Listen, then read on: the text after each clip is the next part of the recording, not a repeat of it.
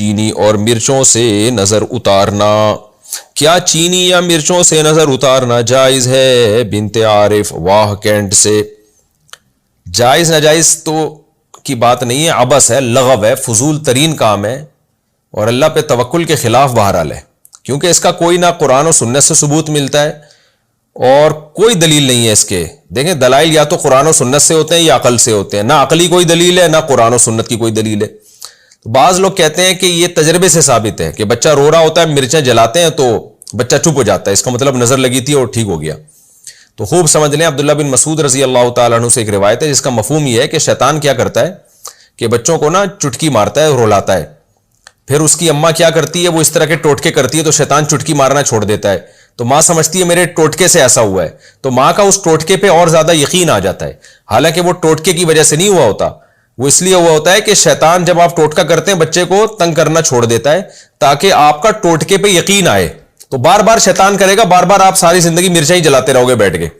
تو اس کا حل یہ کہ بچہ رو رہا ہے تو یہ ٹوٹکے نہ کریں، آپ یہ حرکتیں اوٹ پٹانگ نہ کریں. مرچوں کا بچے کے رونے سے، انگریزوں کے بچے بھی تو روتے ہیں نا، وہ کیا جلاتے ہیں؟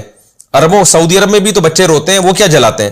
تو یہ انڈیا پاکستان میں ہی کیوں مرچوں کو برباد کر رہے ہیں آپ؟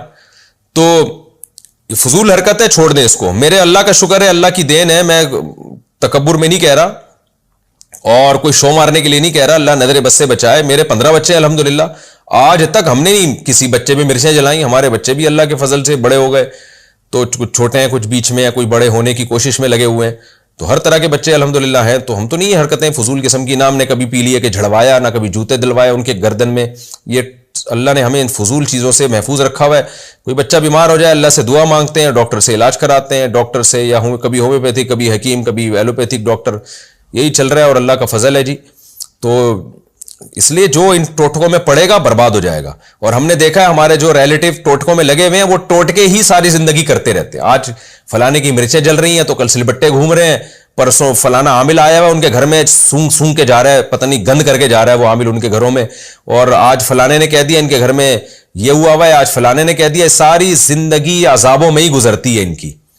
تو اللہ کے پر توکل کرو میرے بھائی. جب کوئی مسئلہ ہو، بچہ بیمار ہے، رو رہا ہے، زیادہ سے زیادہ سورہ فاتحہ، سورہ فلق، سورہ ناس پڑھ کے دم کر دو. اور کتنی اچھی دعا نبی صلی اللہ علیہ وسلم نے سکھائی ہے. حضرت حسن حسین پر آپ صلی اللہ علیہ وسلم وہ دعا پڑھا کرتے تھے، اعوذ بکلمات اللہ تامہ من کل شیطان وہامہ ومن کل عین لامہ. یہ نظر سے بچنے کی دعا ہے، یہ دعا پڑھ لیا کریں، بچے پہ دم کر دیا کریں، بس اتنا کافی ہے. مرچوں ویسی مہنگی ہو گئی ہیں اور ان چیزوں میں بھی مرچوں کو آپ کر رہے ہیں، تو آپ جلانا چھوڑ دیں، شیطان تنگ کرنا چھوڑ دے گا. ورنہ شیطان تو آپ کو پتہ ہے وہ آپ سے بڑی چیز ہے، وہ پھر ایسا کرے گا نا آپ کے ساتھ کہ آپ یاد رکھو گے، پھر مرچیں ہی جلاتے رہو گے اور پھر مرچوں سے آگے بڑھائے گا، کہے گا اب کچھ ہو گیا، اب عاملوں کو لے کر آؤ. پھر وہ آئیں گے گھروں میں سونگیں گے آپ کی بنیان اور چڑیاں. اللہ نے عاملوں پر یہ عذاب رکھا ہے کہ لوگوں کی بنیان اور چڑیاں سونگتے ہیں.